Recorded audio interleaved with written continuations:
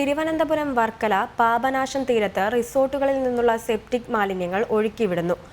ജനാർദ്ദനസ്വാമി ക്ഷേത്രകുളത്തിൽ നിന്നും ചെറുതോട് വഴി ഒഴുകിയെത്തുന്ന ഇടത്തേക്കാണ് മലിനജലവും ഒഴുക്കിവിടുന്നത്. പകർച്ചവ്യാധികൾ വരെ ഉണ്ടാക്കാവുന്ന മലിനജലം ഒഴുക്കിവിട്ടിട്ടും നഗരസഭ നടപടി സ്വീകരിക്കുന്നില്ല എന്നാണ് ആക്ഷേപം. വർക്കല ബീച്ചും പരിസരത്തും വിനോദസഞ്ചാരത്തിനായി ജനാർദ്ദനസ്വാമി ദർശനത്തിനുമായി നിരവധി ആളുകളാണ് എത്തുന്നത്.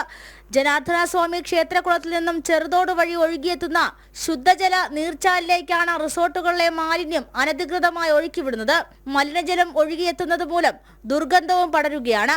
നിരവധി സഞ്ചാരികൾ കൈകാൽ കഴുകുവാനും കുളിക്കുവാനും ഉപയോഗിക്കുന്നത് ഈ ജലമാണ്.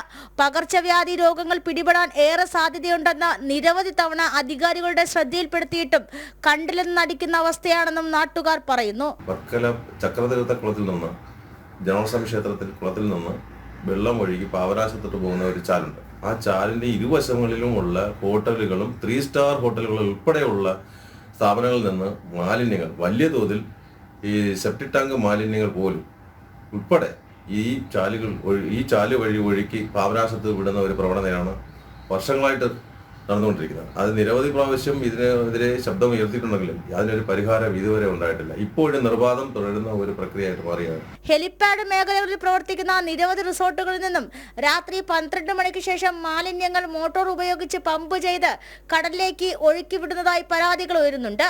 മലിനജലം തീരത്തേക്ക് ഒഴുക്കിവിടുന്ന റിസോർട്ടുകൾക്കെതിരെ ശക്തമായ നിയമ നടപടികൾ സ്വീകരിക്കണമെന്നാണ് നാട്ടുകാരുടെ ആവശ്യം.